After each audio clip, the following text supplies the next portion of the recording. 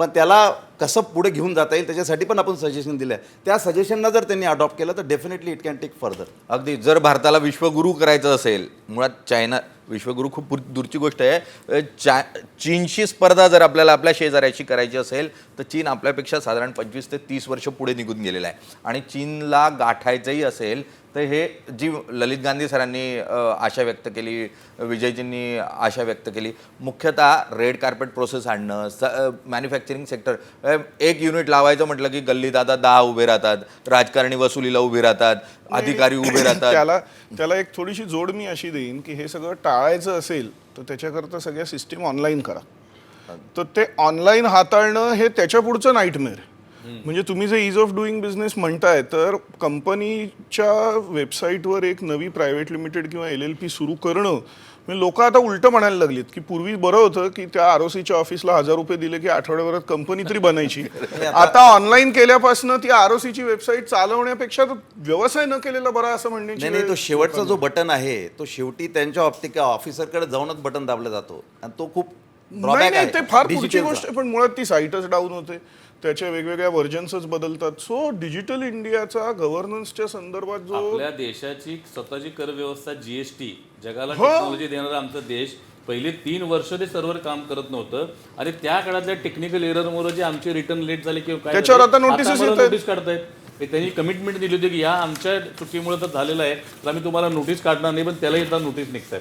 अरे हा दुसरा काय होतंय, वन नेशन वन टॅक्स म्हणून किंवा वन नेशन वन पॉलिसी. आता one nation one power rate अजून आपण करत नाही आहे. तुम्ही मगाशी पॉवर रेटचा जो उल्लेख केला, आम्ही त्याला सोलरनं सबस्टिट्यूट करायचा प्रयत्न करतोय, पण अजूनही महाराष्ट्रामध्ये आम्हाला 5 मेगावॅट तुम्ही ओपन करत नाही ओपन ॲक्सेसला. करा ना, ते इमिजिएट होऊन जातं.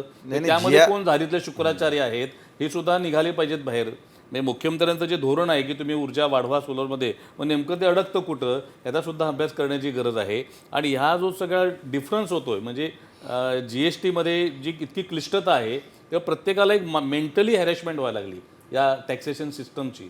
ही होऊ नये. आणि आमचं GSTचा रेव्हेन्यू वाढतोय तर त्याचा तुम्ही कुठंतरी बाकी ठिकाणी कॉम्पेन्सेटही केलं पाहिजे, तेही होताना दिसत नाही. त्यामुळे या बजेटमध्ये आम्हाला ते सुद्धा अपेक्षित आहे की तुमचा तो रेव्हेन्यू वाढला आहे तर तुम्ही रॅशनलाइज करा या सिस्टीम. आणि प्रॅक्टिकली अप्रोच त्यामध्ये बऱ्याच वेळेला दिसत नाही. म्हणजे प्रत्यक्ष मार्केटला आम्ही काम करताना जे समोर अडचणी येतात आणि तिथं त्या अधिकाऱ्यांच्या ते गावीही नसतात त्या गोष्टी. त्यामुळे हा जो गॅप आहे हा भरून काढणं हे खूप मोठं चॅलेंज आहे. मी पुन्हा अभय टिळकांकडे जातो. अभय टिळक सर, कालच्या सर्वेचं विश्लेषण तर तुम्ही केलं. या अर्थसंकल्पाकडून तुम्हाला काय वाटतं, कोणत्या स्वरूपाचे मूलभूत बदल या अर्थसंकल्पातून करणं गरजेचं आहे किंवा त्याचं सुतोवाच करणं तरी गरजेचं आहे? कारण ते काय एका दिवसात मूलभूत बदल होणार नाही, पण त्या दृष्टीनं पावलं टाकले जाण्यासाठी म्हणून कोणते क्षेत्र आहेत आणि कशा स्वरूपाचे बदल तुम्ही अपेक्षित करता?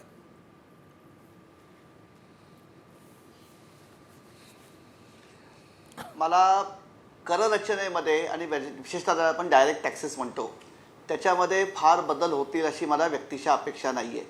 सगळ्यात महत्त्वाचं, पुन्हा आपण जर आर्थिक सर्वेक्षण अहवालाशी याचा सांधा जोडला तर आपल्याकडे सध्या अजूनही महागाईचा जो प्रश्न आहे तो बऱ्यापैकी तीव्र आहे. आणि त्याच्यात मुख्य गंमत अशी आहे की ज्याला आम्ही फूड इन्फ्लेशन म्हणतो, म्हणजे अन्नधान्याशी संबंधित जे महागाई आहे तिचा तेवर जास्ती आहे. सर्वसामान्य माणूस आज जो गांजलेला आहे तो महागाईचा, एक लक्षात घ्या, आपण निलेशजी एक स्पष्ट करूया, आम्ही जेव्हा महागाईबद्दल बोलतो तेव्हा किंमत पातळीमध्ये जी सरासरी वाढ होते त्या वाढीच्या वेगाबद्दल बोलत असतो. तो वेग कमी झाला म्हणून अर्थशास्त्रामध्ये पुस्तकी पातळीवर आम्ही समाधान करतो किंवा समाधान मानतो, पण याचा अर्थ बाजारात किमती कमी होत असतात असं नाही, किमती वाढतच असतात, फक्त किमती वाढण्याच्या वेगात घट झाली म्हणून आम्ही समाधान मानतो. भाववाढीचा मुख्य प्रश्न जो आहे तो शेतीशी संबंधित आहे. आणि म्हणून मला या अर्थसंकल्पाकडनं शेतीमधलं जे मूलभूत संशोधन आहे आणि ते संशोधन शेतकऱ्यापर्यंत पोहोचवण्यासाठी जे एक्सटेन्शन मेकॅनिझम आहे याच्यात मोठी गुंतवणूक व्हायला पाहिजे असं मला व्यक्तिशः वाटतं. कारण प्रामुख्याने अन्नधान्याचा पुरवठा आणि अन्नधान्याशी निगडीत महागाई हा आजच्या महागाईतला एक सगळ्यात मोठा महत्त्वाचा घटक आहे. आणि दुसरा महत्त्वाचा घटक जो आहे जो आपल्याला करावा लागणार आहे तो म्हणजे की प्रामुख्याने हा जो रुपया घसरतोय किंवा रुपया घसरण्याची जी आज शक्यता निर्माण झालेली आहे हिचा फायदा जर आपल्याला निर्यातीच्या आघाडीवरती उतरवायचा असेल तर सगळे आता आपल्या पॅनलमधले सन्मान्य उद्योगांशी संबंधित घटक जे आहेत त्यांचं म्हणणं जे आहे त्याच्याकडे थोडं बारकाईने बघायला पाहिजे की आमची Indian economy is a high cost economy.